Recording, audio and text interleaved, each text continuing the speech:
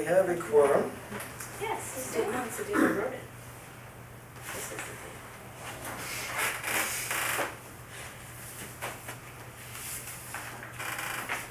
Okay. So I'll open the meeting. This is Northampton Conservation Commission for the 14th of April, 2011. Standard statement: the Commission is a group of unpaid volunteers who work to protect the natural environment of Northampton. We are concerned with the interests defined in the Massachusetts Wetlands Protection Act. Our duties also include open space acquisition and management. Operate in a way consistent with open space meeting laws, open meeting laws, and all meeting dates, times, and agendas are posted in advance. And we invite public comment during our meetings. However, asking the public to limit their comments to issues within our purview. Today's agenda includes a continuation from notice of intent for the construction of septic system, associated concrete block wall, parking area, 492 East Hampton Road. Notice of intent for dredging of Willow Pond. Project includes impacts of the bank, land underwater, and bordering land subject to flooding and riverfront area and buffer zone to bordering vegetated wetlands. This is at Willow Park, and the applicant has requested that we continue that, so we won't be discussing that today. Notice of intent for installation of pedestrian boardwalk and removal of invasive species and trail clearing at the Mineral Hills Conservation Area. And finally, a request for a certificate of compliance at 155 Industrial Drive. First item would be approval of minutes from the 24th of February and the 24th of March. Everybody get a chance to look at those? I had one change on, in front of me. It seemed that the vote in support of the application for the farm in Florence to the Community Preservation Commission, the phrasing didn't seem right to me. It said something about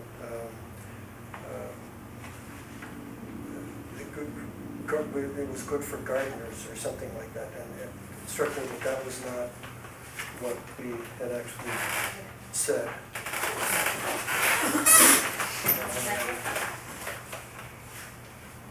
Valuable to gardeners, valuable to the entire community. Valuable to, agriculture is valuable to gardens and is valuable to the entire community from open space. And I was trying to remember, we did say that the agricultural land provides some buffering to the conservation area, and that was a plus. And it was a fairly lengthy discussion, but I don't recall saying anything about it. Danny had mentioned that it was valuable to gardeners. Yeah, I guess that's, the thing is that I thought that they were both creating this organic gardening resource for the community, and also the fact that Tom Benjamin was here. That the work in the riverfront is something that they were going over and above what might be required. That's right. In terms Organic in terms of the riverfront area, making that more. That's what it was. The gardening that they were intending to do that was near the river was going to be tailored to be a positive impact on that environment. So it wasn't for the benefit of the gardeners. It was the kind of gardening that's going to be beneficial to the riverfront. But that was the only modification that I had. Thanks. Anything else? Move to accept the minutes of February 24th with the correction. Second. All in favor? Aye. Aye. Opposed? So voted. How about the March 24th minutes? Move to accept the minutes of 3/24. Second. Any discussion? Just want to look at the specifics of our discussion with Mike Berry about standard condition, hand cutting and stem painting only allowed in the BBW. Foliar application require additional review. So that's, yeah, you just need a return if you wanted to do that. Okay. All in favor? Aye. Opposed? So voted. First item, continuation notice of intent for construction of a septic system and associated concrete block wall and parking area. Frank Fournier, Canton Road.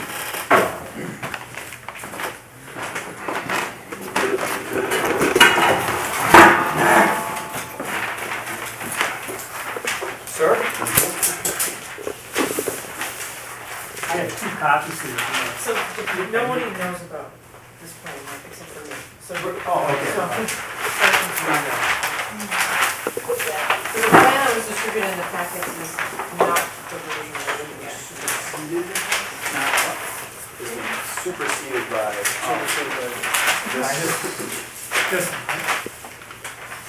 So this is the current plan, this is since our site visit. Right. Yeah. So, Do I just want to show you? Or? Yeah. I think better if I won't. It's easier to.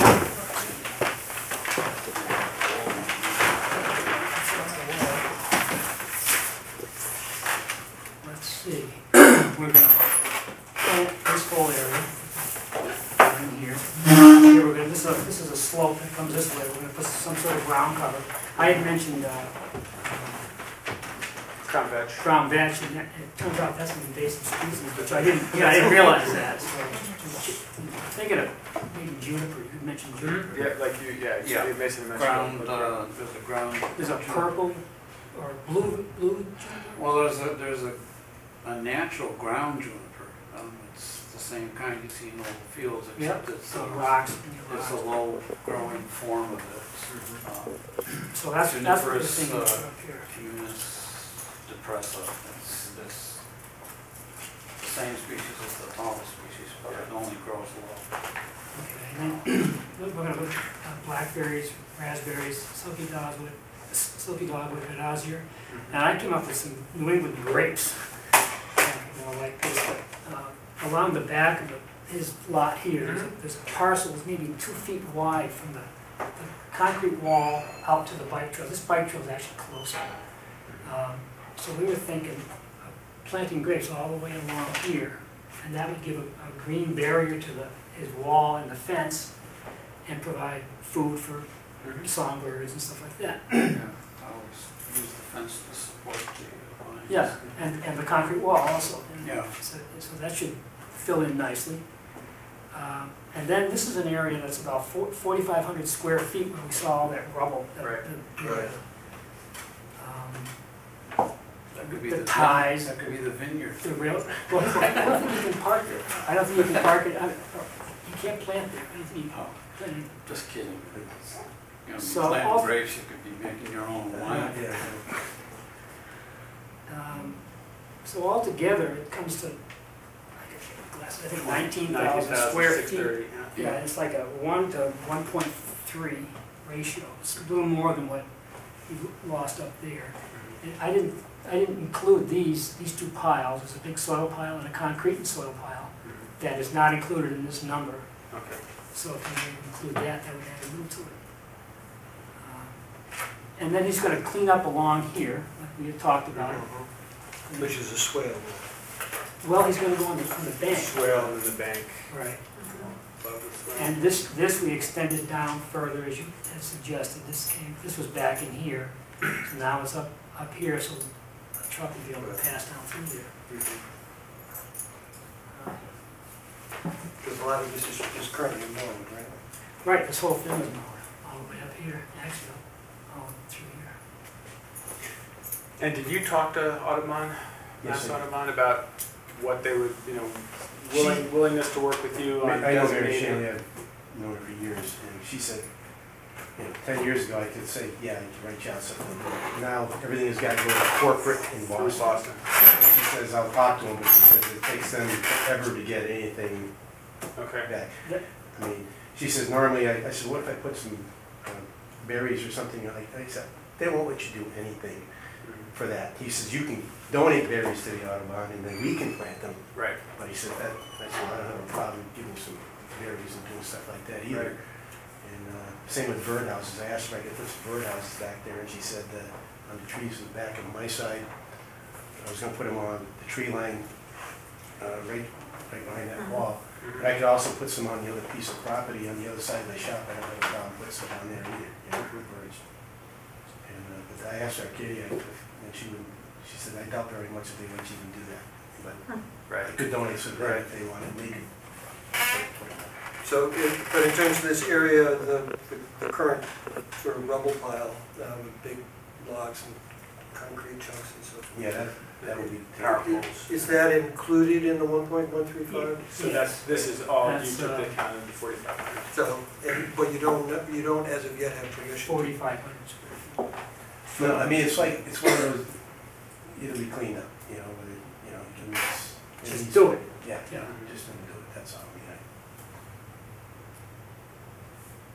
And I took, where do I get rid of creosote pies? Do you know where that would be a place where you can get rid of that stuff? I have no idea where to take that. I told you to take them back to Deerfield and dump them in their lot. In their own yard? They have piles of them up there. And that's what, I mean, I'd love to do that if they that's would. what owns them. I'll go with you if you do it. All Yeah. right, You know, I picked them out of there before. So. okay. Good. I mean, they're really not, they're rotted away and they've been there for 40 years or whatever. Right. They're really not much good for nobody, but. And he's got equipment for those big poles, those big Right, 15-inch right. foot poles. Yep. And those will be out of there.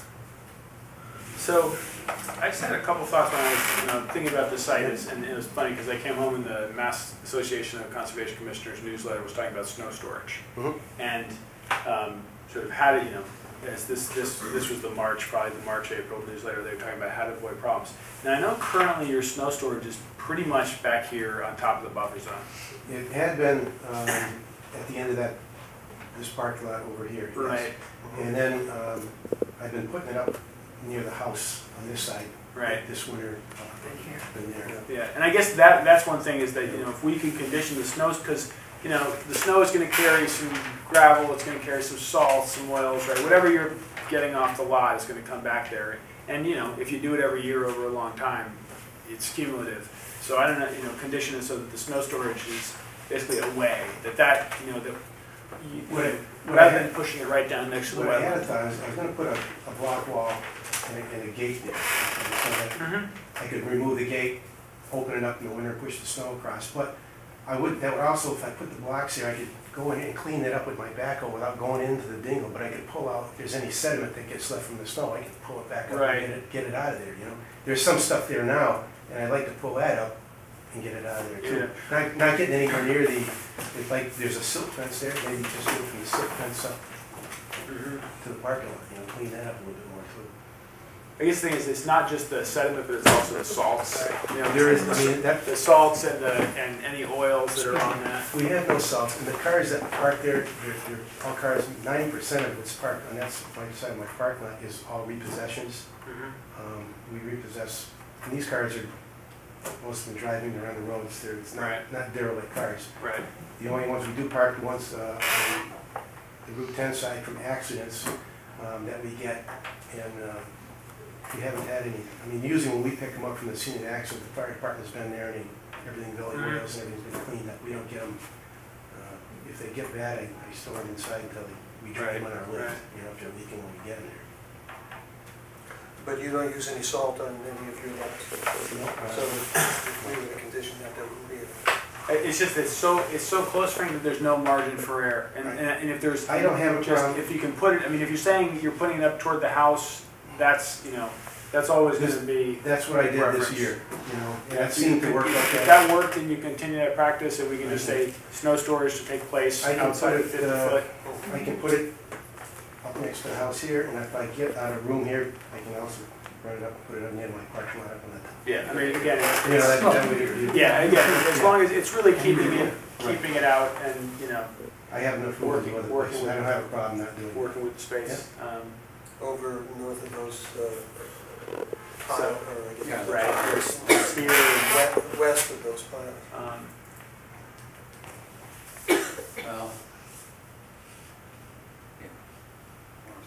And the only other thing is that, so, you know, when we were there, and you said this happened in the spring, that basically the canal, because those culverts are plugged up, Yeah.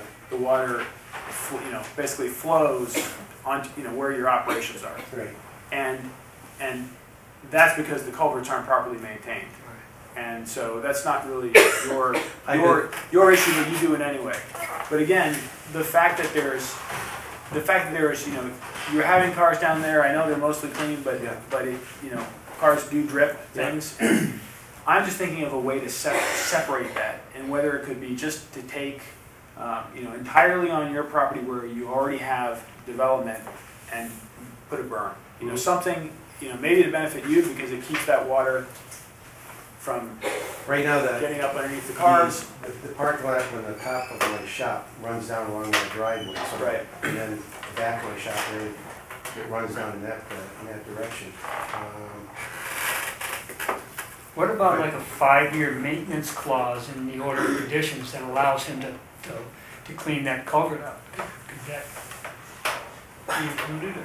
It, you know, I think where Don is coming from is put a berm there. So it yeah, doesn't just put a come berm into there, your so it basically operating area. it separates it, and you know, you'll probably end up cleaning out the culverts anyway in a really rainy year, but it's just, if anything should spill, I mean, just think about it in these terms. Yeah. If anything should spill, if there's a berm there to capture it, then, you know, this is worst case. DEP shows up and they're like, we'll throw down a bunch of absorbent things. If the berm's not there and it goes into the canal, then you have you're looking at tens of thousands of dollars. So just from I think from your perspective, to separate that physically with, you know, we're not talking about stormwater. Earthen berm? Earthen berm, you can put some, you know, you I'm can. afraid of making a dam there, the water's gonna flood the whole back of my lot if I don't have some way for it to drain out of there, that's all. But this is what you're saying, coming down the hill Yeah. and into there. It's gonna end up in here. It's gonna end up in the pipe, back in here. Yeah, yeah. I mean, I guess the thing is, if the water comes down and it can run over, right, if it's running down, it can run over the berm. I mean, you but- put a small pond that would be enough to catch it so that, like it would, as long as it didn't, I could put the top of it so it would be lower than the grade of my back thing.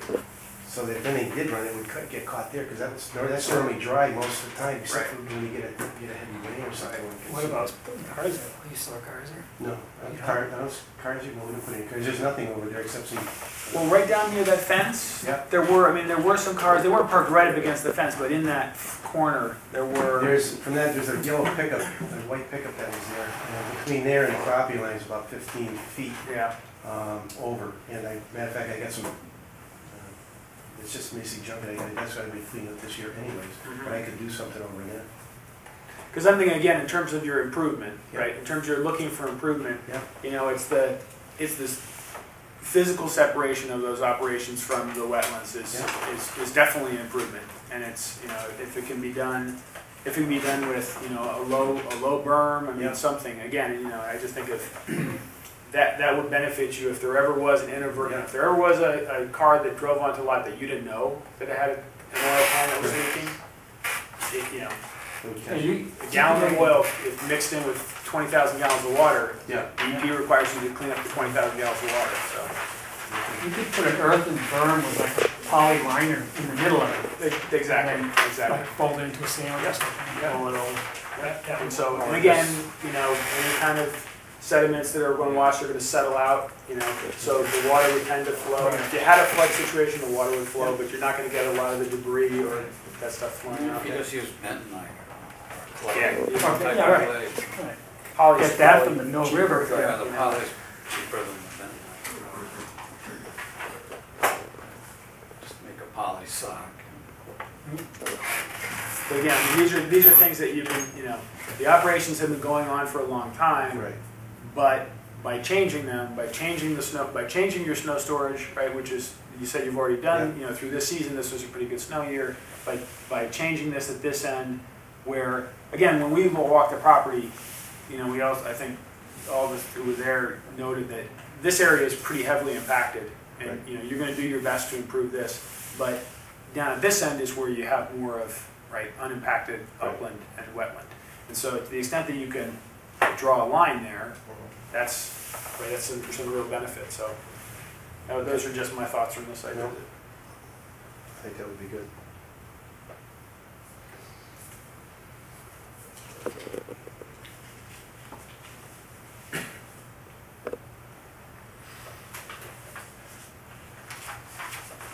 And Go ahead. I just had a question. So when you're saying, Tim, so I guess one thing we were looking for is, you know, for the protection of this, you know, for the protection of this planted buffer as being a perpetual, you know, either deed restriction if that's the easiest to do, because we talked about the conservation restriction being difficult just because you need to have it go through the state. Yeah. When you say the soil, I understand the soil pile and the concrete pile, why they're there and what your uses are. Would you extend the restriction up through those areas? That's gonna be the parking lot. Eventually. Eventually. I have a used car lot that's in front of Wayside. Right. I have a 20-car license. And because of the nature of our business and its business increase, it's congested in there so bad that I was gonna, the addition I'm putting on this small office is gonna be an office for the used car lot that I intend to put up in this area up here. I think we It's showed been- it's that been in the a last plan, that proposed business plan, Yeah. long-term. I mean, that's what Cal had when he had his repair shop, that's where he parked his cars. Right. And then it's gonna be basically the same spot that he had up there. So I hate to lose where those piles are. I mean, the part of the banking back here is not a problem, you know? Mm-hmm. You could plan along the front of this, we didn't say anything about Yeah, that. yeah, I could, there's a, It's I like, mean, the front of the lot, there's gonna be a thing, that's owned by the state, and they'll pretty much, like, you know, as long as it maintains, it looks presentable, they wouldn't have a problem with what to do there. I could put plantings out in the front, the same as we're putting in the backyard, maybe something like that. I was gonna put the bark mulch or something there, but I mean, the plantings. one of these piles you're gonna use to fill where the garage came out. The other piles, mostly Well, the, one pile has got the, concrete. it's got some, for the top surface here, we're gonna smooth this off after we get done cleaning this up. And then the concrete and stuff is gonna go in the cellar hole in the bottom, and the rest of it's still packing and whatever we're gonna do. That's what we're working on right now. I mean, if I don't have to use this stuff, this stuff's gonna get trucked out of here and be gone. I don't want to put it in the cellar hole. It looks like the cellar hole will probably take everything that I've got there.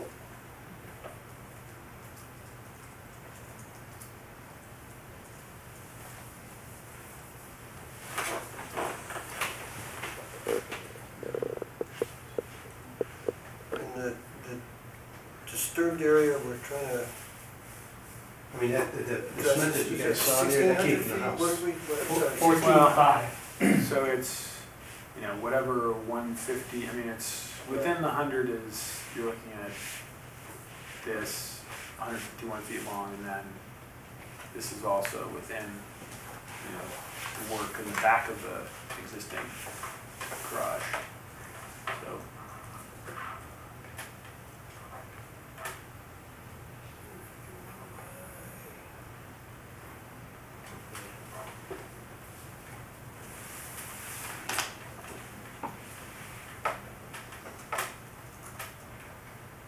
but you, without me trying to do it in my head, we figured that out at about 14,500 feet. Right, that was in the memo that we got from Sarah, she came up with a figure of, you know, I forget what it is now, like 100 and some, you know, came out to 14,500 square.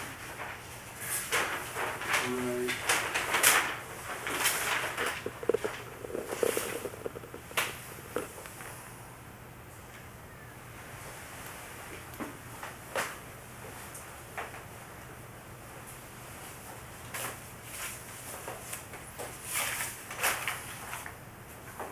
Yeah, that's not in the ordinance, my guess was just based on the size of the total leach field parking area. in Right, total. I think right. it was great. The leach field, so if you say that the leach field is 151 feet And it's then 69 feet to the back end of the leach field, and I don't know, some distance beyond that for the parking area.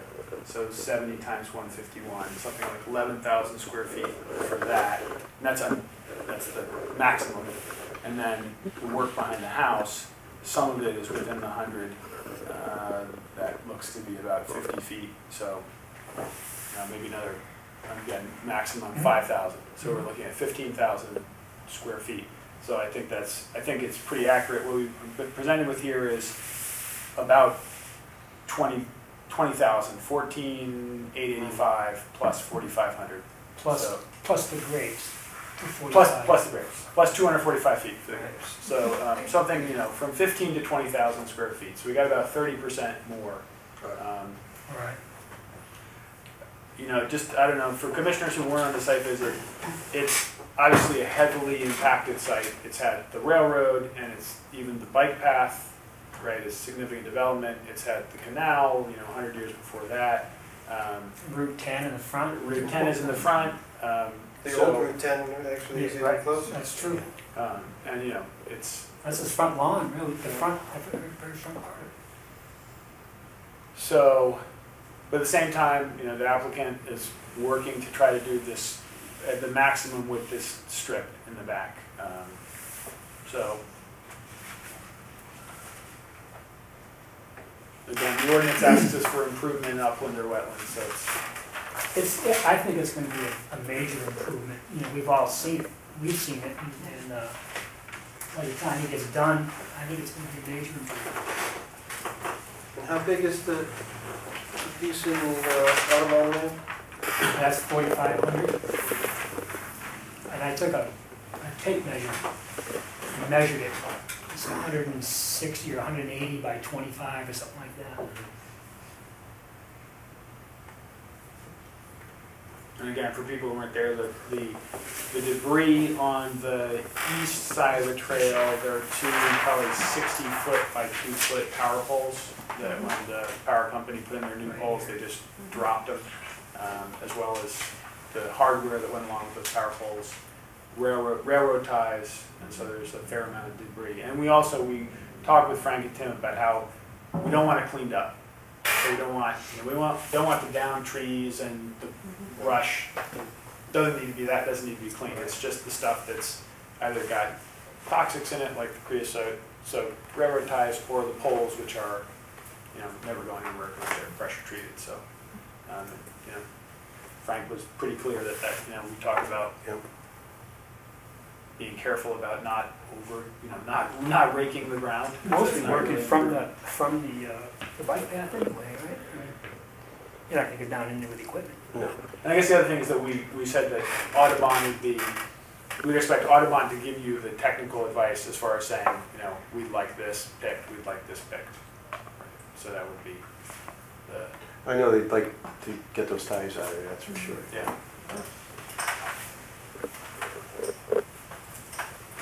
Questions from other commissioners?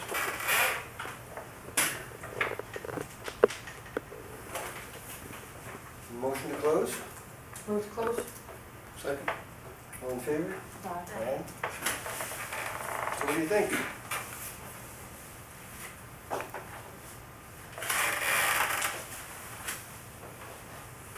It's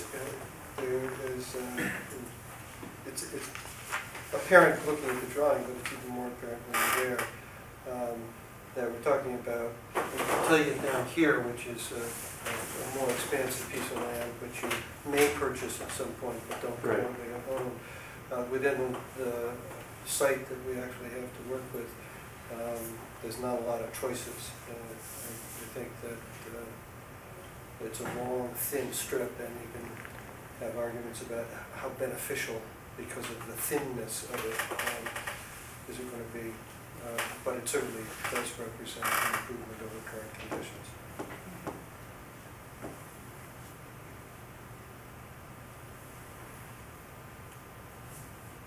I think the areas that are designated for invasive removal and planting and also the removal of debris are good.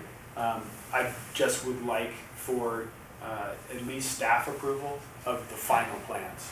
So that, you know, when you've consulted with Audubon, that you come back to staff and say, is this what you're looking for? Okay. And the same thing with invasives removal. We talked about, you know, the berm is covered with a lot of bittersweet, a lot of Rosa multiflora, some staghorn sumac, and we talked about sort of. Staghorn sumac is not really invasive. No, it's not really invasive because it's the only thing that manages to survive the onslaught of bittersweet.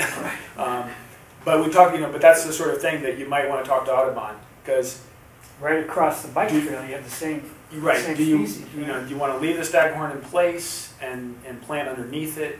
Do you want to cut it and try to plant some larger tree species? That again, that's something that the details of that, I would want staff to say, this is, you know, again, this is like, we've done this before with planting plans. We've said, you know, planting plans require staff approval, or even we can say commission approval. But basically, when you've nailed that down, Okay. that before you proceed, that you have something. What about finishing the septic system? Can you do that? Get that house, get working on that house? Well, that would be, if we approve, then depending on the conditions. Right. There you go, in. I mean, I would just say that in my conversations with the applicant is really willing to work. And, you know, I don't have any doubt that the applicant would say, oh, you know, I don't want to plant this. And again, we're not dealing about a tremendous area. So I would not be averse to saying the applicant could, you know, proceed with hooking up the septic. Again, It's already there, and it's just a right, question of turning it on. Right. You know, it's a benefit to the, economically to the applicant, I think has, you know, been in the community for a while. My family's gonna, it's a family, my kids are taking over the business from us. Right, so, you know, I just thought in terms of looking at the operations on site, I really would like, you know, that snow storage to be sort of put to bed and say, you know, keep that outside of 50 feet from any resource area. And also, you know, if you are looking at the diagram, there's that little tab of water that's at the left-hand lower corner. That's the historic canal, which, because the culverts aren't maintained, fills up. Debris fills the culvert opening during the winter. It fills up with water. The peepers were peeping.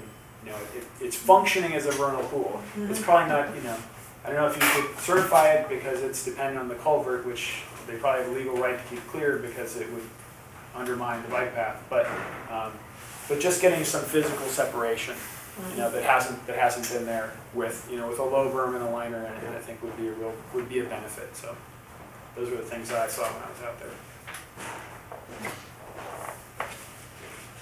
The applicant is also a former commissioner. That's, yeah. Speaks to his integrity as Yeah, far as absolutely. through. Yep. Right, no, it's clear in all of our interactions that the applicant's trying to do the right thing and be accommodating for whatever the new restrictions are that weren't in place when you started. The septic system needs to be hooked up, and I have to put, there's a deck that was on the house that we ripped off on that end, and I have to put those back up so the house can have egresses in and out. I mean, that type of stuff I would need. I think the house is, Up off the ground, one's on the second floor, isn't it? Yeah, there's a on the second floor, and there's one, Yeah, I was they're gonna one on top, say. they're on top of each other, it's nothing. you're definitely outside of the 50 on the sides of the house, and Yeah. pretty close to outside of the 100, but.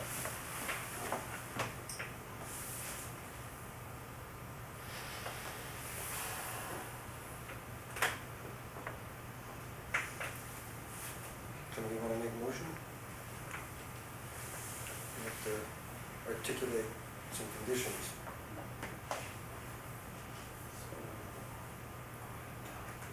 Or two. I always look. Somebody did. I always the standard. We already closed the hearing, right? Yeah, we Already already closed. Had a little side This discussion. wasn't sure. Yeah. through Yeah, 1 through 33, is it? Well, 1 through 32. Is it? I never, 33? No.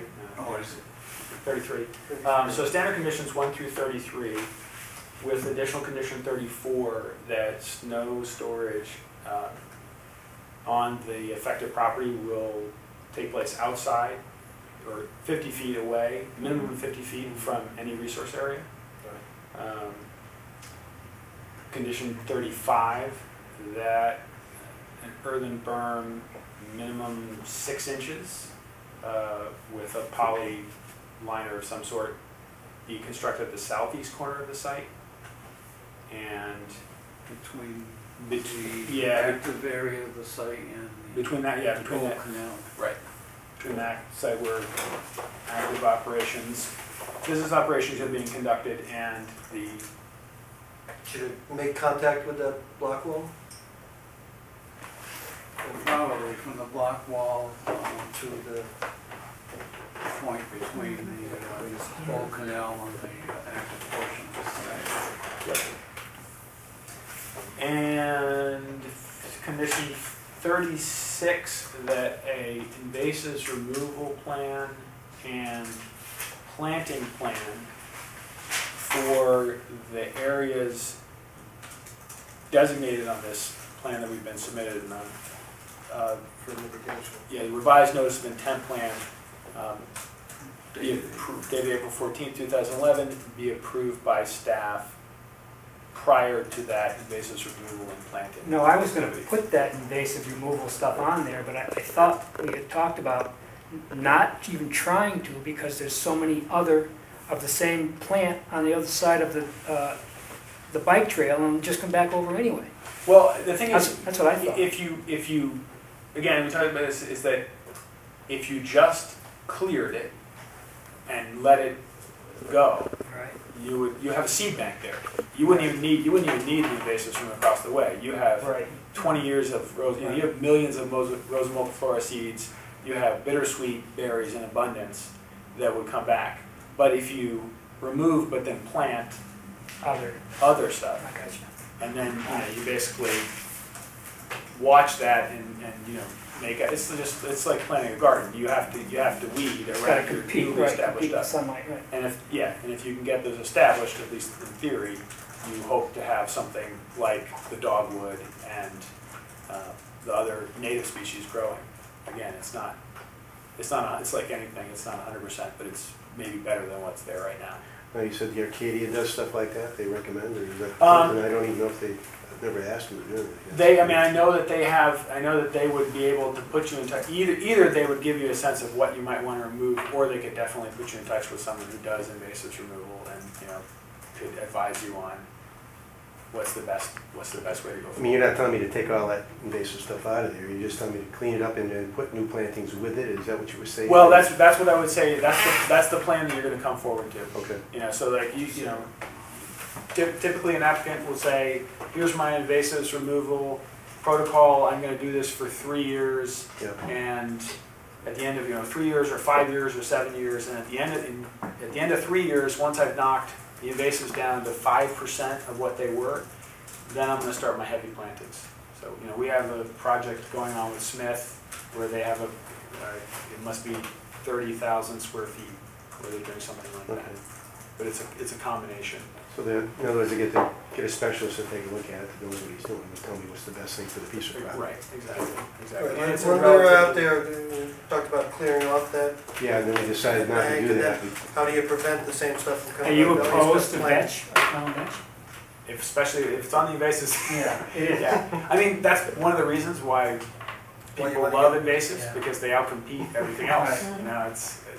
It's a lot of the time when you say, oh, this grows great, nothing eats it, it has no diseases, it's because it didn't Yeah. evolve here, so Yeah. nothing eats it and has no diseases. I so- planted it at my house, and it's great. Yeah, It holds the bank in, and nice flowers, and It's funny, Cover though, for- it's in for a lot of birds? the seed mixes that were recommended, oh, well, yeah, and then they found out it was invasive. yeah, so, It's like a driveway line or dwarf burning bush.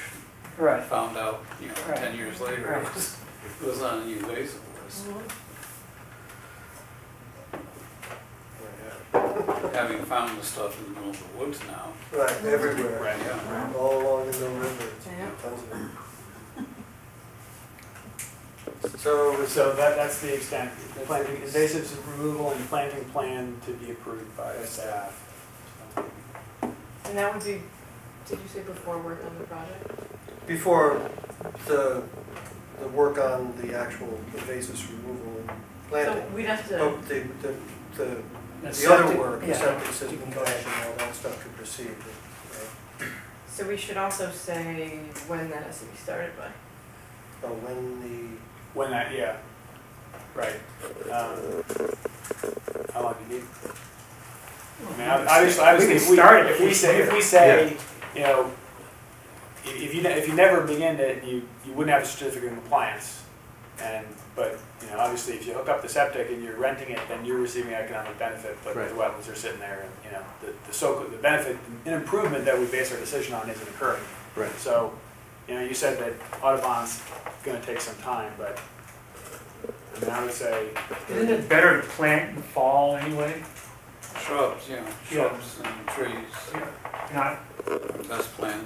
not but the plan, juniper? though, you can get going on, Right. right? Because it's the Right. plan that's approved. Approved, yeah. And I would say that the plan is also, the plan should include the conditions for success, Right. right? That you can't just plant it and it's all dead. So, you know, the plan should say we'll have 75% of them established at 3 years or 90% established. but that'll be in the plan. That'll be in the plan. So You want 45 the plan? days? I mean, you're 60 talking days, about 30 nothing that I know, so I days. gotta. No, I- Somebody else, yeah, stuff like that. Yeah, Okay. I would say the plan within 30 days would be, Planting plan, and then invasive removal. right? So you get something to Sarah for her to approve within, that doesn't mean the work is getting Right. done within that period, but there's a plan for her within that. Can that be in the form of a letter, or do you want another whole plan? Oh, it would, No, it's no. pretty comprehensive. I mean, because again, what you say about, you're right, that it is dependent on season. Usually if someone's gonna go out there and assess the invasives, they wanna be out there during the growing season. Yeah. So they wanna be out there once everything is grown up, and then they're gonna look at it and they're gonna say, okay, now I understand what's here. This is what, you know, this is what you should do. So most things will be leafing out within the next 30 days or so.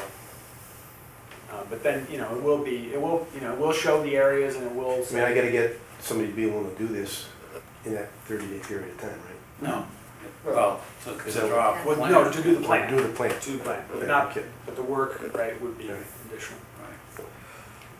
I mean, can I get an extension if I needed one, if I come back to the commission, if it was a, If it took 45 days? yeah, I mean, something, You- the reason I'm saying, I get, my wife is coming out of the hospital next Friday, and I'm gonna be tied up with her for Yeah, We could, a lot more time than what you wanna make it just 45 days, She you can don't. build in a couple extra weeks?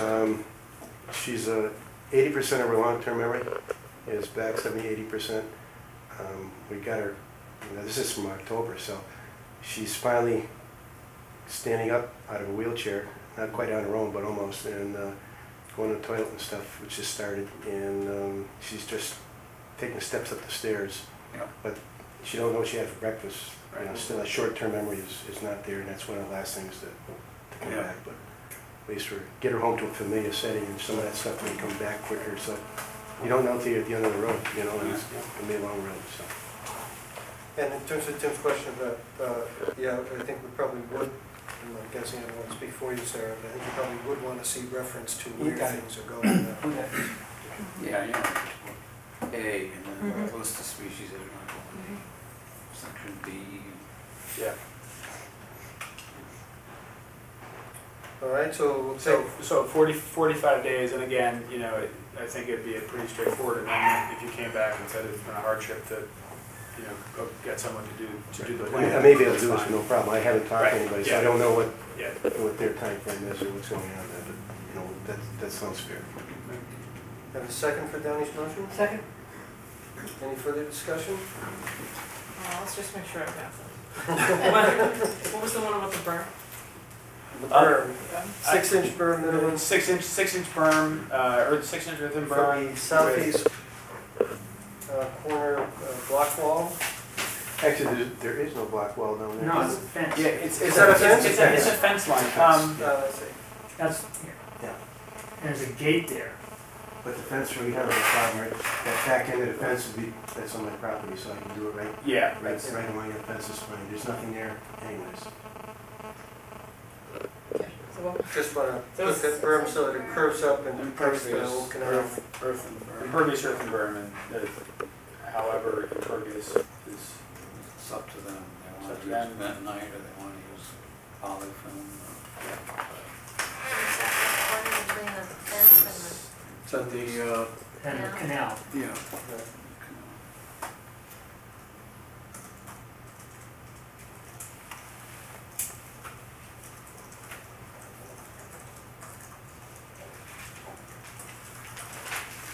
Well, part of his planting plan, I think, or I thought, was he's just gonna, that whole strip is gonna be blackberries and raspberries, you know? So that's, right? I mean, that's what you're A lot talking of about. it, that's what we were walking, it seemed like. Yeah. Do you still want to Yeah, he change that, or mentioned, is you it- mentioned section A, section B. again, that's what we're leaving, that's what we're leaving open for you to, you know, Okay. come with it. And again, the planting plan is, if certain areas are to be planted in one kind of plant, then again, it can just be crosshatched with, this area is getting raspberries and blackberries. Okay. And then, you know, another area, you know, you don't have to tell us that you're gonna take a GPS out and locate Right, each yeah. stem, Right. so that's. I mean, you had mentioned, some others, yes. Well, dogwood and Yep, Yep, so forth. so And those just- are all, okay. Just show us where you're gonna do that, that's all. Okay. Doesn't have to be anything complicated. And that narrow, I think it's mostly a big pine tree, the very pointy. yeah, Yeah, there's that's some white basic- pines down there, That's which are pretty basically just mature. gonna stay as is, Yeah. but a restriction, they put in the deed for all of this to identify these as protected. Okay.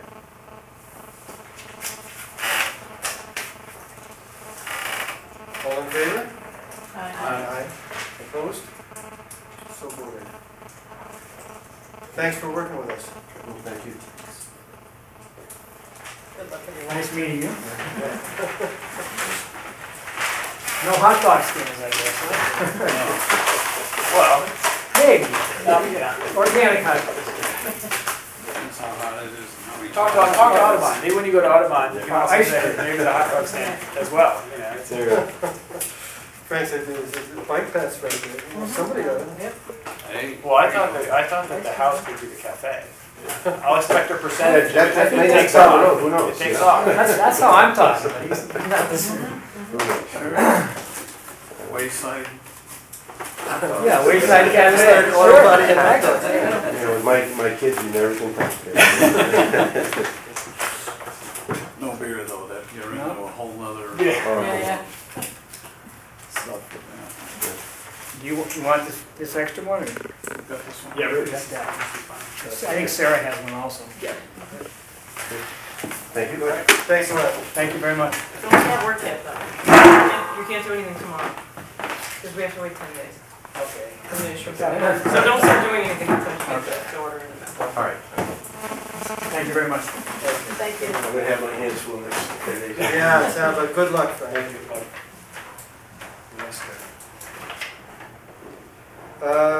5:45, notice of intent for dredging of Willow Pond. This is, the applicant has requested the hearing be continued with no discussion until May 12th meeting at 5:30. Move to continue to May 12th at 5:30. Second. All in favor? Aye. Opposed? So voted. So our next item isn't as per open meeting posting until 6:30, so we Alright, can- we can do the certificate of compliance because nobody's coming for that and there's no time. Alright.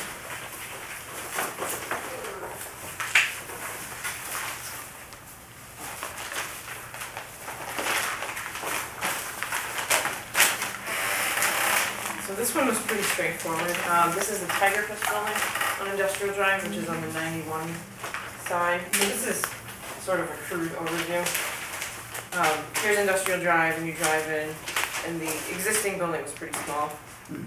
Phase 1 of the order was to add this addition.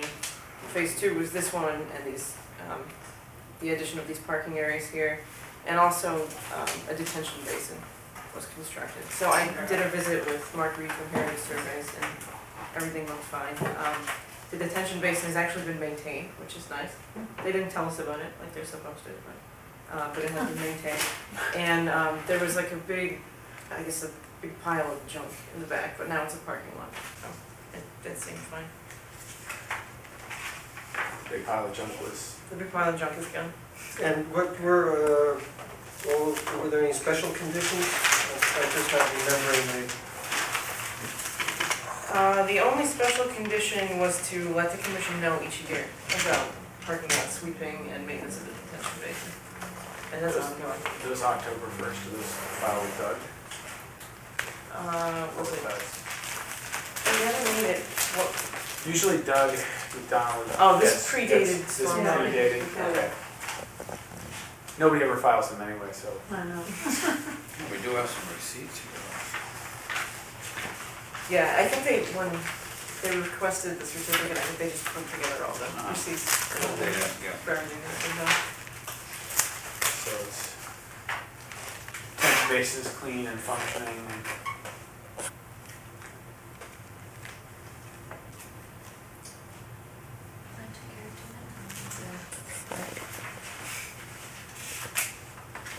So we need a motion on it? Move that we accept the certificate, or approve the certificate. Second. any further discussion? All in favor? Aye. Opposed? So voted.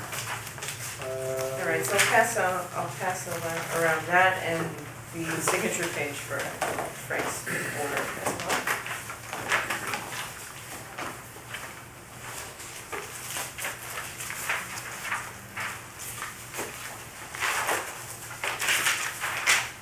And also under other business, I thought you might wanna edit your letter. You're right, the editing of my letter to the Gazette, I haven't seen it. yeah, I just sent it out, I gave it last night.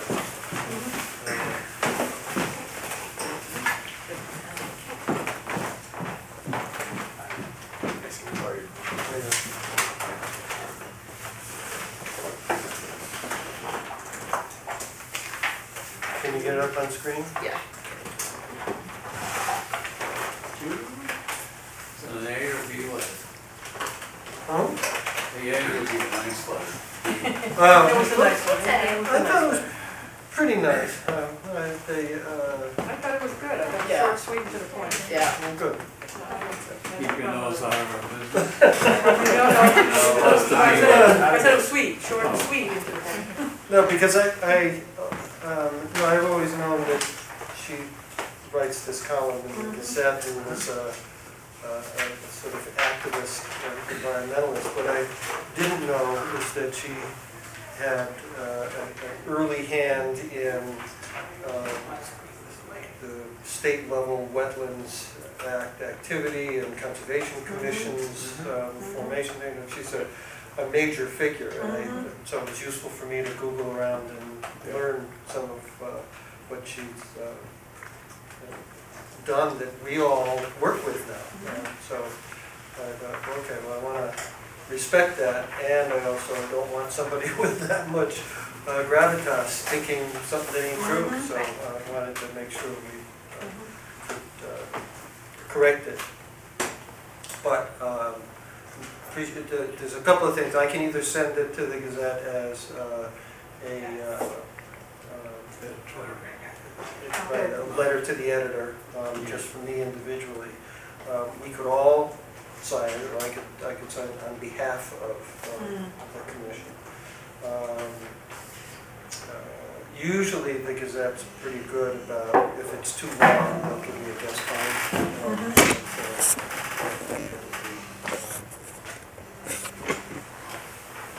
I'm not worried about the length, even though it's probably going to be long for a letter to the editor. I thought it was excellent. I'm going to go off to my night job.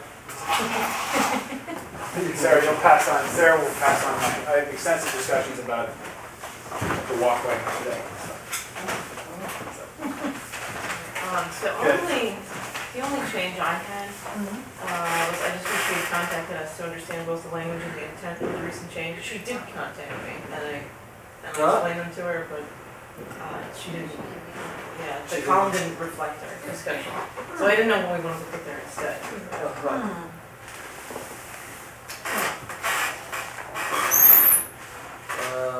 Okay, well, I can, if I'm signing it for myself, I think it should be signed by the commission.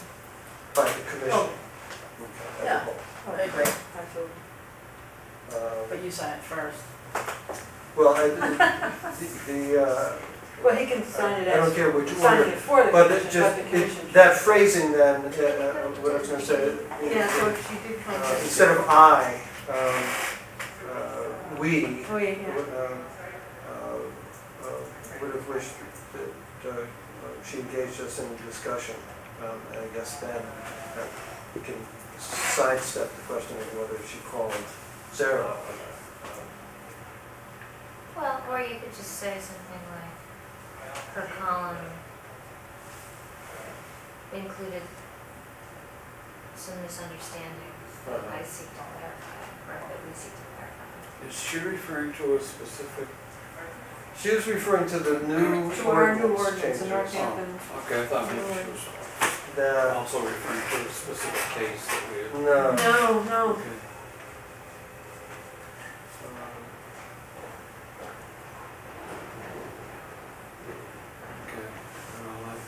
Okay. But maybe Valerie's phrasing is actually better than, if it comes from all of us, and she did have a discussion with Sarah, then that second sentence in that second paragraph can just be, Do you want me to edit this, or are you doing this? So you can change it later. I can either way, but it, Well, I have her think, edit it now, that way it's done. Can you just scroll down a little bit, or up, I don't know which way. Yeah,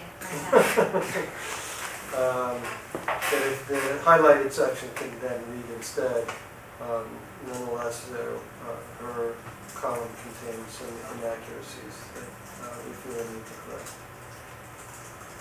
Or something roughly like that.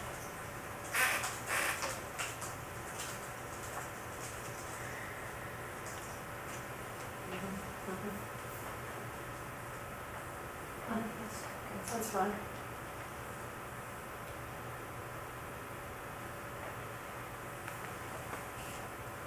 I was trying to remember whether that case was actually a cesspool or a broken septic tank, but. Oh, was that the one by the Connecticut River? Well, I think it was up in the western part of town. Florence Road? Is it the same one as the,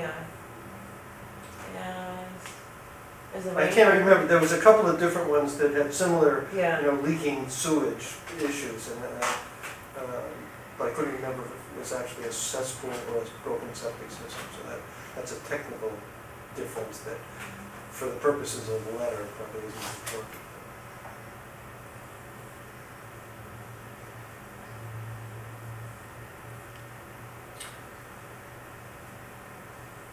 And is it true, I think in the way we've treated the original ordinance before these last amendments, that anything, you basically couldn't step in there and do Couldn't do anything. anything.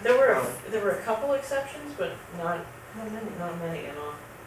So that the things that I listed, replacing lawn with rain garden, releasing beetles, etc., those are all accurate. Oh, yeah. Okay.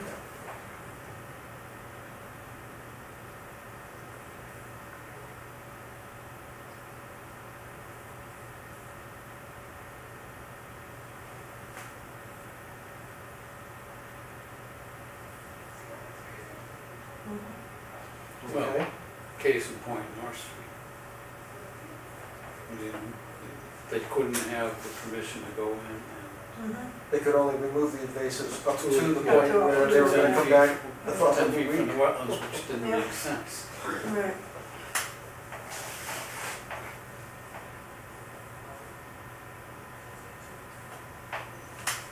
How about this language here? I'm counting myself as well, the lay people, and the rest of you, they're pretty much people who have professionally, environmental cop, environmental consultant, environmental attorney, these are people who do this stuff. So is that, I wanted to give a flavor of I think it's a nature. great effort. I think it's well worded, I think so. and it's strong, you Yeah, know? it's strong, but it's not, insulting. Right. It's not like we all went out drinking one night and said, Right, hey. so let's write a letter to Alexandra, right? All right, good. Then So you're gonna send it in as an op-ed? I will send it in as an op-ed. They may do it as a guest column, but however they put it in. Well, I think it's considered out there. For, So it'll be and on, how, it's gonna be on the behalf of the whole commission. the whole commission, Yeah. include Yeah. names of the whole commission? Doesn't matter to me either way. I would. Yeah. Okay. Good. Oh, yeah, no, what I was doing last night, maybe I was watching the Celtics subs beat the Knicks subs. But after it was over, I had this nagging feeling it was something I hadn't gotten to. And then I realized, oh, I gotta write a letter. So that's why you didn't read it yet, Mason, because I didn't send it to Bob. All right. Well, I've read it now and it seems fine. Good enough. So, we don't need, other than a sense of the meeting on that. Thanks. All right, Sarah, what else we More got? fun stuff. All right, I passed around the little version of the Kensington Estates plan last time. This is the subdivision that we confirmed the resource area boundaries for last summer, and unfortunately included an intermittent stream because of the time of year that they were doing it. But this is gonna be before the planning board, and I thought we might listen to some comments about the plan, because although it's not gonna be coming to us. Everything's Just out of a- the, Well, that's why I thought we might want to submit comments to about it. Yes, so shared septic soil absorption. I think though, if there's actually wetlands on the property and they're out of the 100-foot buffer zone, they have to approve it to us with at least a paper trail application for a determination of applicability, saying that, okay, we don't come under your jurisdiction because we're out of the buffer zone. Have we asked for done that in recommendations. the past? Well, They didn't ask. it's a natural thing. It's if you're going to do a subdivision and there are wetlands on your property, They usually ask for the commission's comments. even though, have we approved that with did they come in with a determination of applicability? Right, it Wetland would boundaries? normally be, there's no disturbance in a resource area, and so, Did they come to us with a determination for the boundaries? Yeah. And we approved the boundaries? Mhm. And that was last summer, you said? Yeah. I think, well, normally the way our company did it was, even if, once we got the boundaries approved, when we went forward with the subdivision, we also filed a determination to show the commission that we were outside of those, the whole subdivision, including the drainage, was outside the 100-foot, and then we got a determination of, a negative determination on that. That just, it's just good So- sense to do that. so what if they,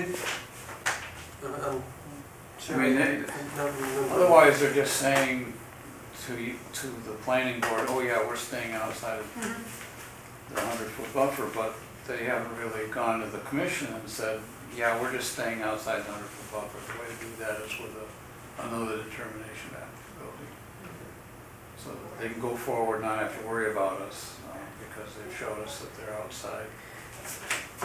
But when did they come, what did they present to us when they came? We didn't see the lots Okay. drawn in. All we saw was these are the It wetlands, was and just we're delineation confirming of that wetlands. this is where they actually are. Right. All right, so that makes sense. They're- So all the buildings out, but the lots here. I know, but we, Yeah, at but that they're time. No, no, I mean, what you're Yeah. saying makes They're sense. donating Yeah, to that's this what we portion had of this no idea portion of where it. the subdivision Right. property goes. So, Right. and these lots are These- still these- large enough to be A, 2, and buildable? 3 are going to be. The No, well, planning they- board they is give gonna them. look at that, but I'm Oh, guessing I that see, they are, I see, yeah. yeah. So these are going to conservation, We donated. is that what you're saying? Yeah. So those are, So they're deeding that, so they get this size of the lot to build Yeah, on. 'cause here's Yeah, the this is hunt- This goes is to- similar to what got done at Ice Pond, Yeah. where there's, the lots are Right. sort of cut in Yeah, half. yeah. Okay, all right. And everything over here? so is that, when they say to be donated, It's a CR restriction or? it's a restriction, so there's actually, Yeah, the square footage of the entire lot is considered in making it buildable, but only a Right. portion of it is. that's what it looks like, because the lot. Yeah, the rest would be a restriction. Yeah, I mean, they're basically acknowledging that we have this whole, Mhm. the lot is big enough, but we're not interested in this back piece, so we'll just give it to you. That's again another reason to at least come before us with a determination of applicability. To show the areas that Yeah, I we're think going we to would- receive and, We would have to accept, wouldn't we? yeah. So they are actually done. I mean, unless they're doing something that's affecting a resource, even though the work shown isn't legal. There was one, This is an open space here, that's part of their. yeah, this is gonna be donated too. There was one thing that concerned me. And this is off Glendale, right? Yeah, so the landfill is Yep.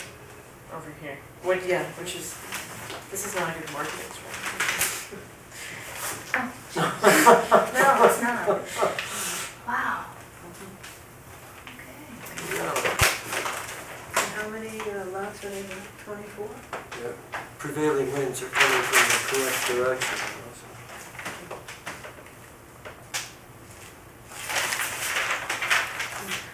So they're piping from back here, but outside the buffer zone, across the road. We're down into a collective septic system. No, Or-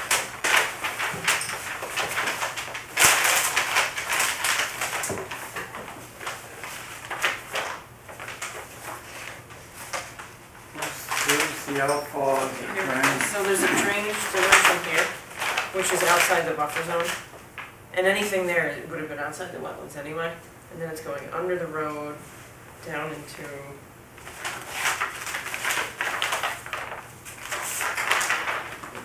drainage structure. And my biggest comment that I thought of was just to grade it and make sure that it's designed properly to prevent scouring. But other than that, I couldn't really think of too much to say. The drainage outfall is outside the 100-foot. Yeah. Yeah, there. I don't know if it's this one, but they just showed a level lip spreader. I think this is the right one. How far out?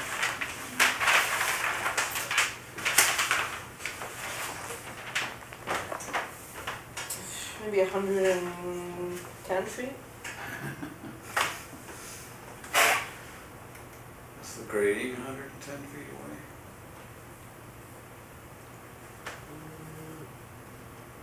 I mean, it just makes sense to come before us with a determination of applicability, because if the wetland is altered during the construction of this thing, maybe the sediment gets into the wetland, and we have jurisdiction over the whole area, even if it's outside the 100-foot buffer zone. I know it was a concession to developers when they wrote the Wetlands Act, until and if it impacts the wetlands. But if it does impact the wetlands during construction, then we have automatic jurisdiction over The the little thing. whole subdivision. Well, and I would think in those 3 lots where they're going to be putting either donating land to us or putting restrictions on those lots so they're big enough to build, but they're inside the 100 feet, so Yeah, the commission would have to accept them. we have to accept Agree that, with right? the- 'Cause they can't just say, well, that makes it okay. Right, I mean, but, you know, if they never came before us, and then they started this up, and one of us drives by, and the first thing we're saying is, hey, Mm-hmm. how come you What's didn't that? come before us to show us that the subdivision was outside of our jurisdiction? Doesn't that make sense to you? Right, so we saw it once when we just, Yeah, Agreeing on the- we've done it that way. We just did one before I left in the Springfield where I marked the wetlands for the commission, got their approval on the wetland line. And then it goes to the planning stage where the company's trying to design a subdivision that's going to be totally outside. But they're still going to go back to the commission with the plan, with the lots, once the lots are developed, and show them that everything's gonna be outside. I mean, that's the way we've always done it. Just makes sense. So, write a letter from the commission to the Planning planning board recommending that they present an RDA to the commission? Yeah. Right, showing Okay. that the subdivision is outside of our jurisdiction and that we have to accept the areas that they want to give us those restrictions.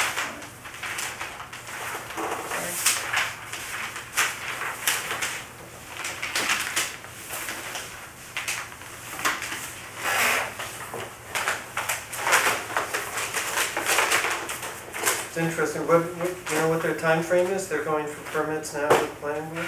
They are, they're on one of the May meetings for the planning board, I'm not sure which one. That's just, I wonder if their confidence in the economy is enough so that. Yeah.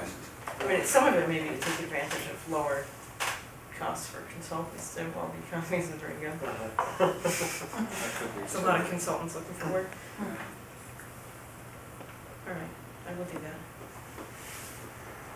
More time, Phil, review of mail?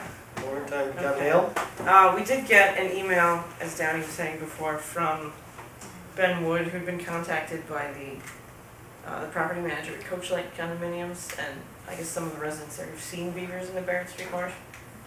But there's no issues, so I just told them that, until there's an issue, it's not a problem. We're not interested in eradicating the beavers, just working with Very them. concerning. Send them a letter and tell them not to pet the beaver.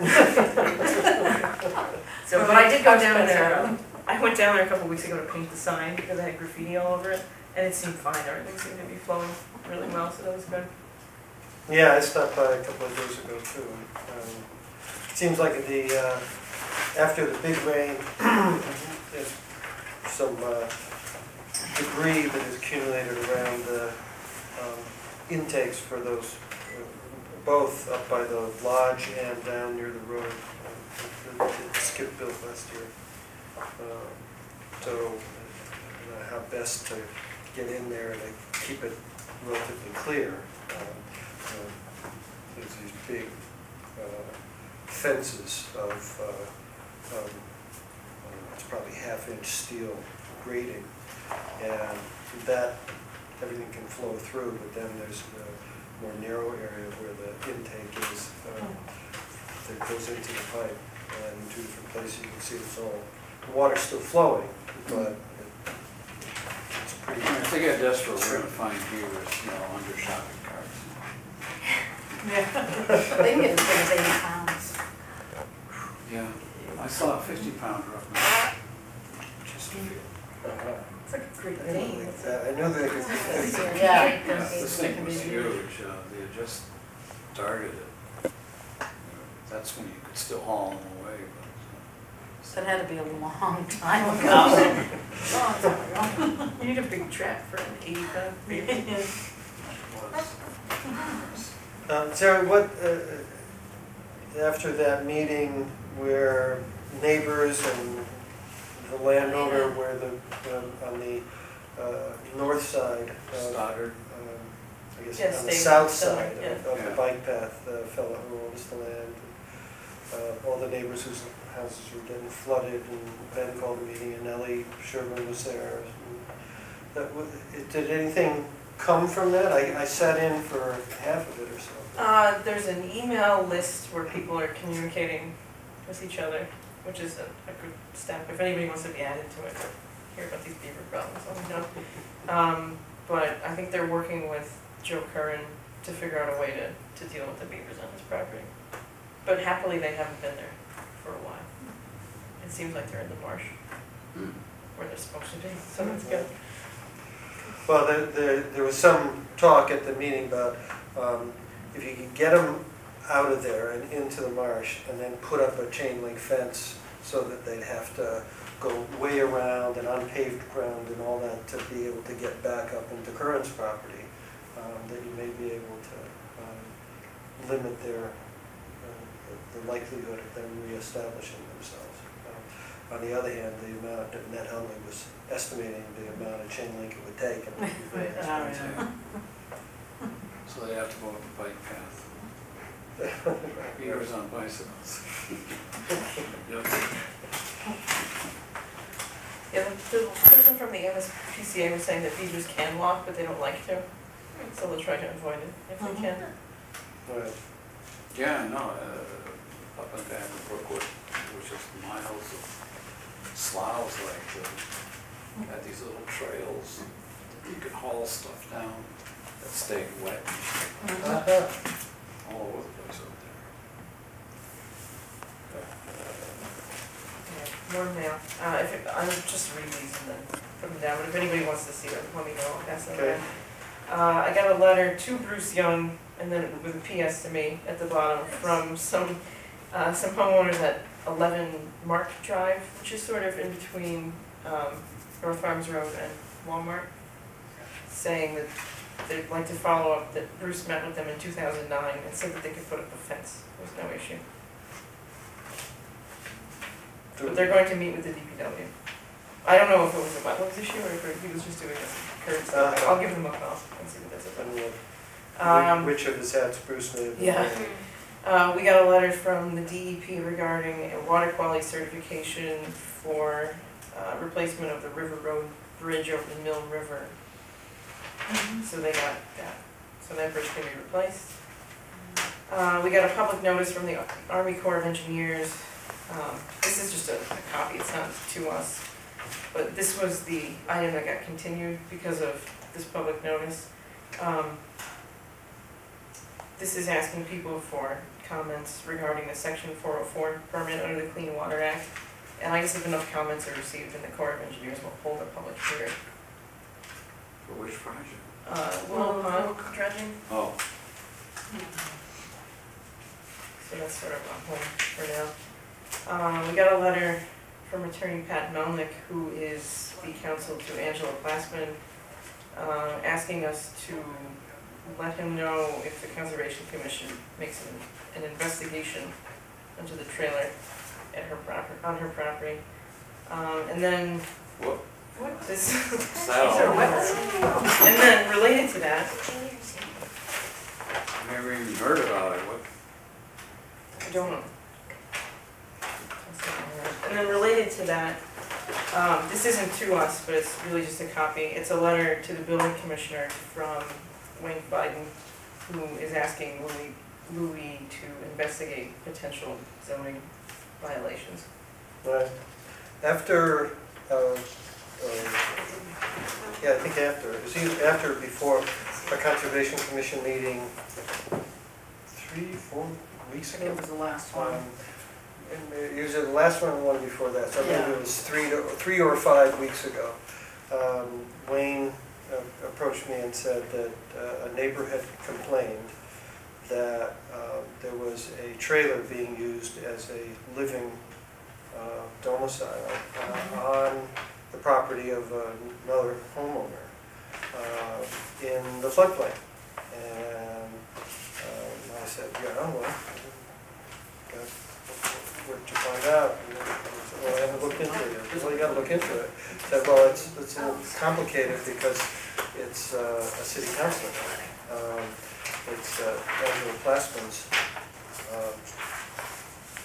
land and home that the complaint is about. So it's just And I said, well, I understand that it's complicated, but you gotta look into it anyway. You can't not, just Right. because she's a city councilor. So that's, I haven't seen it. Also on the conscom, wasn't she? No, she was the Who was? secretary for the Secretary council. on this commission for a while. Ah, that's what I was thinking.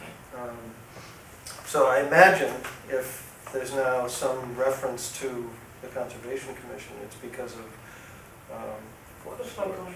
that brief discussion. But Well, it would have to be, was a flood storage issue, right? Yeah. There's also special conservancy down there too. It seemed to me like there could be a lot of issues at play, and Concom, since it's only compensatory flood storage, it seems like things might get resolved.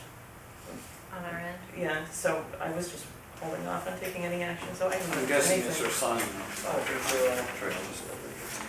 You're guessing what? It's her son that's occupying the trail. Oh, Have you seen that? So unless everybody feels different, I just assume wait until some of the building issues are resolved and we hear back from the building commissioner. Yeah, it's more of a yeah. building authority thing. Plus, it allows the trailers to allow storage inside. yeah, so it seems, That'd be your normal course. Yeah, I mean, usually when we get wetlands violations, there's no other agency involved. It's just somebody's putting dirt in a wetland or something, but if there's other issues that have to be resolved that may make the issue sort of moot, then I suppose. yeah.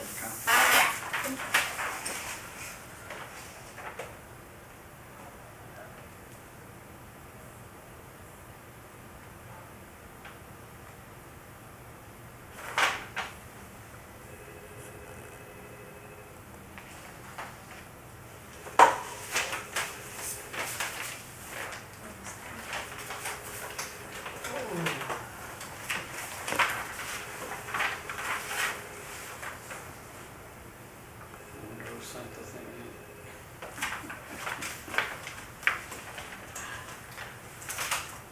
Oh, so Wayne did send a request to us about, Not yet. This is just a copy of the letter that he sent to Lou. okay.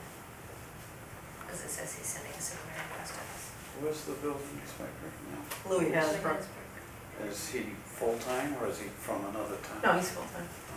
He was assistant when Tony was here, right? Maybe.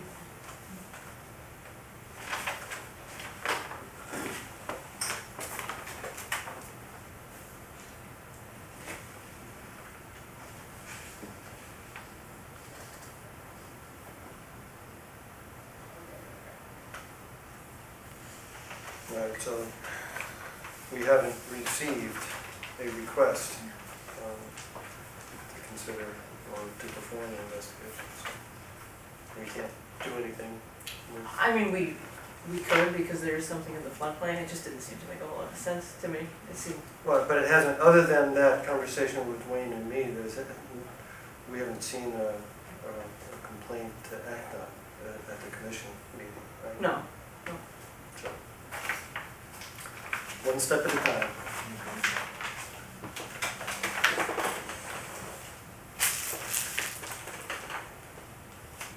We're right on time. Look at that. And I think that's all I have for other stuff.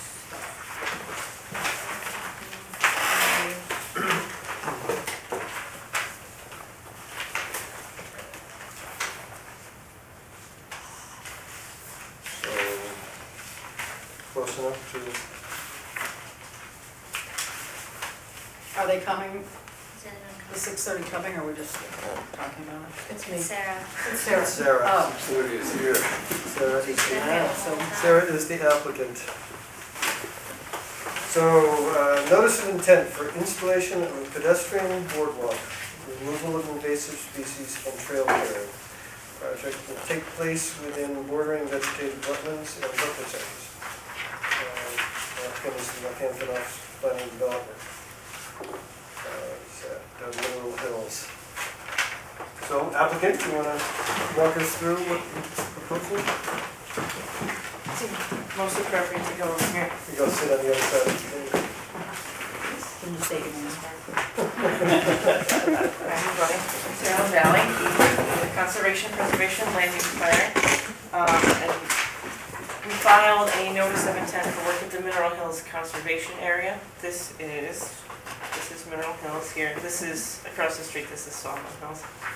And just for reference, this is the Skibisky parcel that hopefully we'll be purchasing. So Now, just to Oh, yeah, the north-south and east-west roads there are, This is Turkey Hill Road, yeah, this is Sylvester Road, Sylvester. and this is Fine. Rhine Road, which I never have a kid to go down. Forget to clean your filter. I can't reach it. As an overview, this was submitted because the Conservation Commission received a Community Forest Stewardship Implementation Grant late last year, and this is a pretty new program that helps communities implement forest stewardship and implement their plans. We have a few of these plans for this one, Beaverbrook Broadbrook Conservation Area. I think there's a couple older ones as well. And Mike Morey, who's a forester at Deerfield, has been putting these together for us. So these activities were recommended in the plan, and they're funded with the grant. Surveying, monumenting corners, and marking boundaries. That's not part of the notice of intent, because it's not affecting any resource areas. And then also create wetlands crossings from the parking lot, which is located here on Sylvester Road. Create loop trails around the property. This was acquired piecemeal over a bunch of years, so each property owner had little trails within their area, but they didn't connect to the trails from their neighbors. And also control damaging invasive species, which this area isn't as bad as some of the other ones, but there's spots that are really bad. So the first one, the wetlands crossing. This will be the only way to access the area from Sylvester Road parking area. And to go back again, the reason for that is this is a field here that's maintained. It has an APR, so people could cross it if they wouldn't be damaging the crops, but there's some liability issues there, and it's also likely that they could possibly damage the crops because you can't really blaze the trails through something that's plowed every year. And we also can't get through this way because that was a condition of acquiring the property from the La Palms, because his house is here and he didn't want people walking through right there. This will be 112 feet of 16 feet by, should say 4 feet, not 14 feet. Aluminum dock over key locations. This is a photo of a similar dock at Ice Pond Conservation Area. This will be raised and placed on hummocks, so we're not just laying it on the ground. So vegetation will be allowed to grow underneath and water can flow through. And it sort of follows an existing trail, so tree cutting will be minimized if it's needed at all. We're hoping if we have to take down any trees, they'll be small trees. We won't have to take down anything of substantial diameter. This is the draft trail work map that the forester put together. So there's a lot of stuff to do, new trails and reroute due to erosion. Here's the wetlands area, so we're connecting to the parking lot, and you put vernal pools in there and all kinds of stuff. We can't do it all this round, but we're doing as much as we can. The trails were identified by a forester, and he also has experience in wetlands, so he will not be doing anything that'll damage wetlands areas. There's a few places where we have to put down some rocks so people can cross and stop chomping through streams and wetland areas. It's really a lot of extensive pruning, mostly in upland areas, a lot of mountain laurel, which is tough to deal with, but doesn't grow in wetlands. And down here, we're going as close as we can to this field boundary, and we'll have to bushwhack a little bit from the parking area to the field boundary, and that's in the BVW, but that's mostly just scrubby stuff, there's no trees. And this will eliminate people bushwhacking through the wetlands and around the property and causing more disturbance. Invasive species control. This is a picture of Oriental bittersweet that's near the quarry. You can't really see how bad it is in the summer, but I went out last week and it really looks pretty bad. But it's confined to a fairly small area, which is good. It's not the whole 292 acres of the property. And this will be done by an experienced invasives control professional. I sent out a few emails to people and they're getting back to me slowly, but we think with the amount that we're funding, it'll be about 20 or 25 acres, so that's pretty substantial. We requested hand pulling, cutting, and then targeted foliar herbicide application, but only in upland areas. But some of the consultants are saying that's not going to cut it. You might have to do some of the foliar stuff in wetlands. And then we're also going to do follow-up treatments by volunteers. So that's the project. Some conditions that I'm suggesting is the applicant are no herbicide application within the BBW unless it's required for effective removal. Invasive removal plan must be provided to the commission prior to the start of work, which we hope to have in a couple weeks.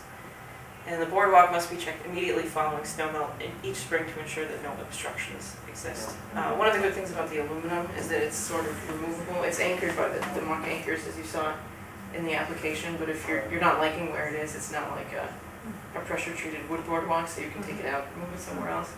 And we also chose to go with the aluminum because there's no pressure treated, no arsenic and other chemicals. So that's it.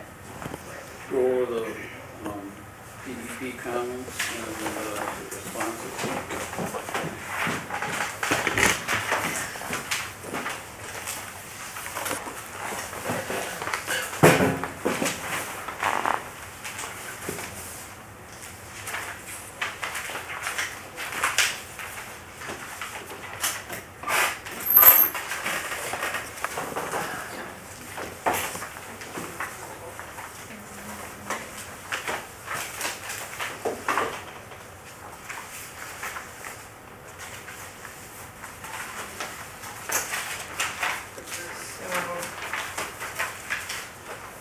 One of DEP's general comments was that this might need a 401 water quality certification due to placement of dredged material in a wetland.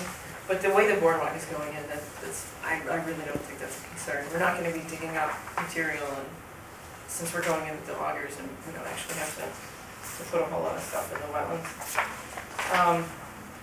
The first comment, any impairment to BVW is not allowed. The applicant must prove the commission that the vegetation below the boardwalk will not be impaired by the shading. We have a very similar boardwalk at Ice Pond, and a lot of things grow under there without a problem, but I can't see that it would be any different here. And there will be no direct contact with the wetland, and the water will also be able to flow underneath. And the mud auger posts on which this is mounted are essentially, it's adjustable where on the post, you can set this at any height you want? Yeah, you put the auger in, and then you can set the boardwalk higher if you want. We were hoping to be about 2.5 feet, because once you hit the 36-inch threshold of something being above the ground, you have to put in railings. But we can do that if we have to, and we'll sort of play it by ear in the field. Removal of invasive species in the resource area may be submitted as a resource area improvement. Yeah, that's good. Commission should review the addendum letter that I sent out in the packets. The applicant is advised to plan and construct a BVW replacement area. We're requesting that the commission find that there really isn't any substantial alternative to this, so that no replacement area is required. And any impact to the BVW is really going to be pretty minimal, since we expect everything to be able to flow underneath the boardwalk and vegetation to still grow.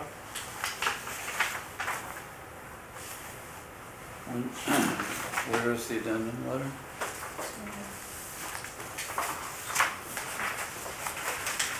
I think it's page after the narrative.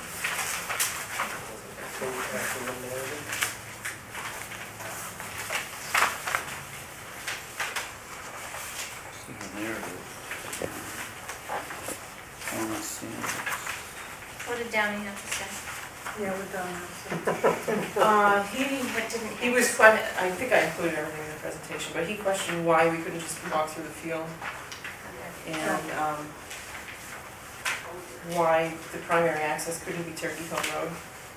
And the answer to that is that the land grant that we got to fund this purchase originally required a formal parking area with access to it in the area, so this grant is sort of following up on that in a way that provides that access. And unfortunately, there really isn't any way to provide access from Turkey Hill Road.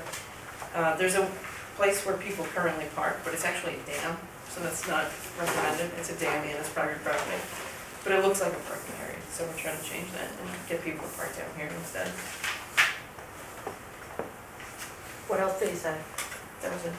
Oh. You made it sound like our school. Just out of curiosity, is the aluminum cheaper than pressure treated wood? pressure treated would actually be cheaper, but you have to get a lot of people who really know what they're doing to put it in. Yeah. And then eventually, even though it's pressure treated, it fails, Right, and you yeah. have to pull it out. Yeah, it's a lot easier to move the aluminum sections. So since they recommended we read the addendum letter, I didn't, Yeah, I don't have the addendum letter. if it's clearly marked, I don't have it. Does the I think it's in there, sir. boardwalk I have to think be? it doesn't, it looks like this, it doesn't say anything. Oh, I've read that, I didn't know that was it. Okay. This thing, no, this, No, There's after that, initial and then it should be the comment. next page.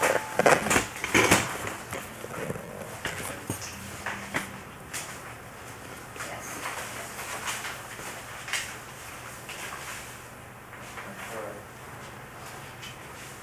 Yeah, and DEP asked for this because I originally did a very, very high-end estimate of impacts of BBW of 50 square feet. And I said, well, if you're doing something that's substantially 50 square feet, you should really be doing replacement. And then but they also said it doesn't really look like you're impacting 50 square feet, so can you give us something to put in the file But if you have that explains that? pipes that are 1.5 inches in diameter, that's all you're really sinking into the water.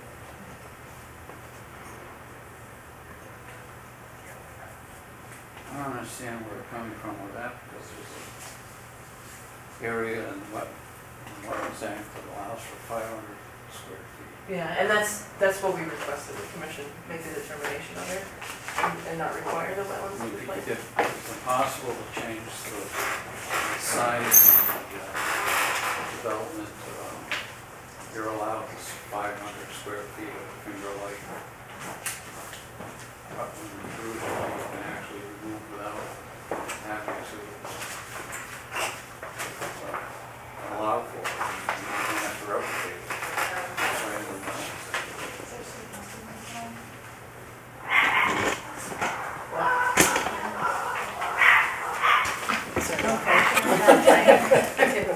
Yeah, the language from CMR is that if it's not reasonable to scale down, redesign, or otherwise change the proposed work so that it can be completed without loss of said wetland, then you can allow it if it's under 500 square feet, that require a replacement. So it's way under 500 square feet. So I'm surprised they made that comment. Very high range quantity. Well, that means, that's a funny phrasing, but I think what they meant was, that was on the, way on the high end, and it didn't really be that bad, right? This was a very high range quantity that was intended to include, so that's just their way of saying, that was unrealistically high, 50 feet. But it's not, if you're allowed 500 feet. I know, but they're just referring to the initial estimate of 50 to 60 feet. Oh, I see.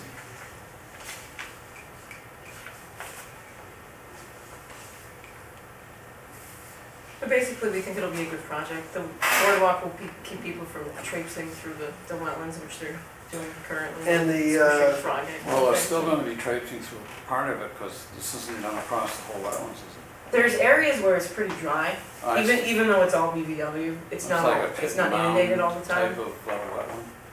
Yeah, and it has these sort of moss hummocks, Yep. which is where we're hoping to put all these, and then fill in other places with rocks.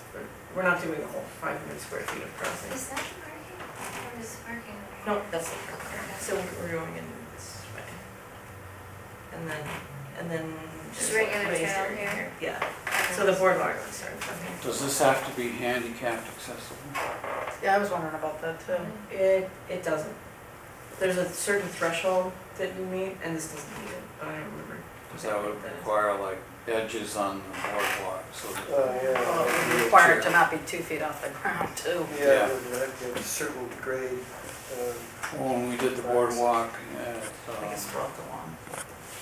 Barrett Street, That's it. we had to have the edges so that, they're like 4x4s or something, so that the wheels would stay on the ramp and not go crazy.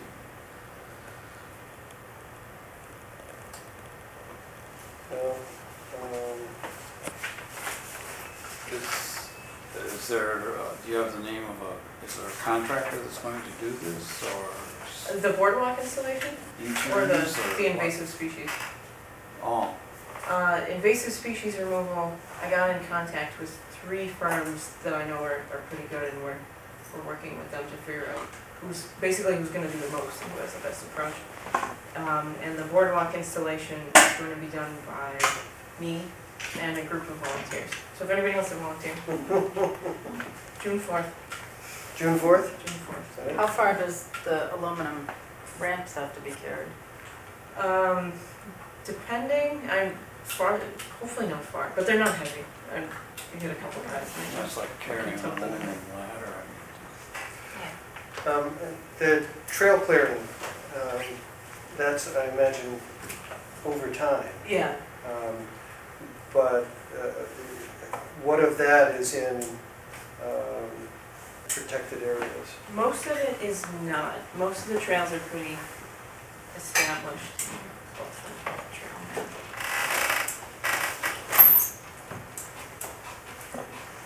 Most of the work in wetlands areas is gonna be rerouting around areas that are eroding and are kind of a mess now.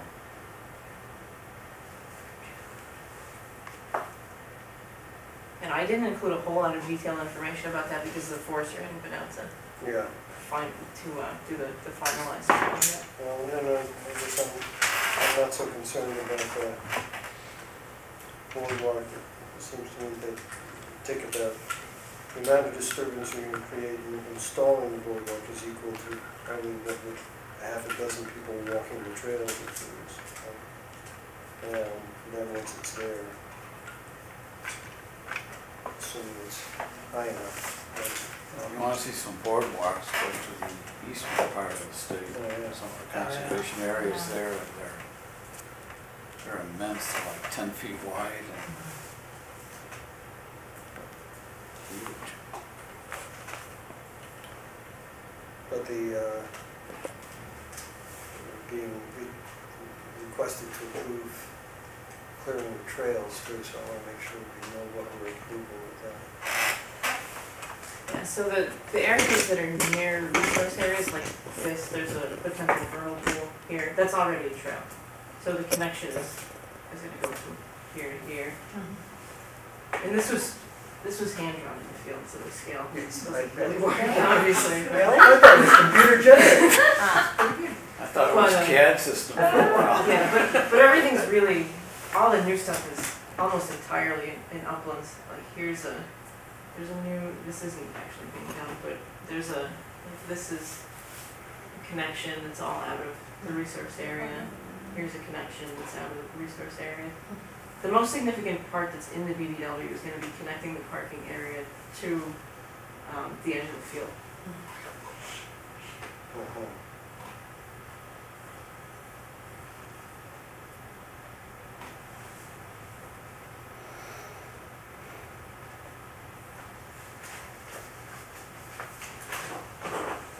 All right. Any other questions? Odd situation. When do you expect to have it done if it goes through? The parts that require payment have to be done by the end of June, so the invasive work will be done by the end of June, hopefully with a follow-up later. Yeah. We're not sure if we'll be able to get funding for that, and then hand pulling by volunteers. So the boardwalk will go in before the end of June, invasives will be done before the end of June, and then as much trail connecting as possible, but that'll be an ongoing effort. Yeah. Move to close the hearing. Motion to close? Second. All in favor? Aye. Discussion? I think we did it all. Looks to me like That's we've good. been approving the acquisition and linking of these things, and Yeah, that's nice. I'm glad we're at this stage where, see, now we actually have a sizable area. What's the total acreage of, Right now it's 294 acres, I think, but when that new purchase goes through, it'll be bigger. Yep. But the loop trail winding through 300 acres, that's something, that's That's pretty really serious. nice, huh? Yeah. It's an odd situation to have staff apply for a notice of intent from the commission for land that they own, but We don't know what to do, because So- there's no occasionally recommendation. happens. So the boilerplate conditions. 1 through 33? Yeah. Any others necessary? It seems like we're approving a proposed plan, so we're incorporating the plan in the documentation for the permit. Any other conditions that, in addition to the standard? Just those? Just right. So, but should we actually enumerate those as 34, 5, and 6, or? Yeah. Yeah. Okay.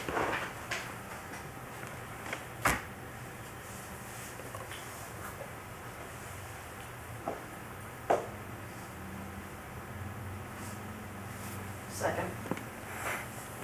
Made and seconded. Any further discussion? All in favor? Aye. Opposed? So voted. Can we give you enough time to get that, Anita? We have something to sign.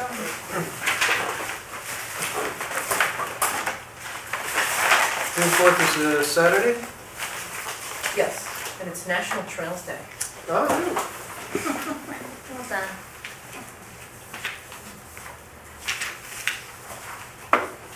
Our Dale and Roy recording. Happy trails to you. Well, Nothing else? I guess that's it. Move to adjourn. Second. Second. all in favor? Third. Aye.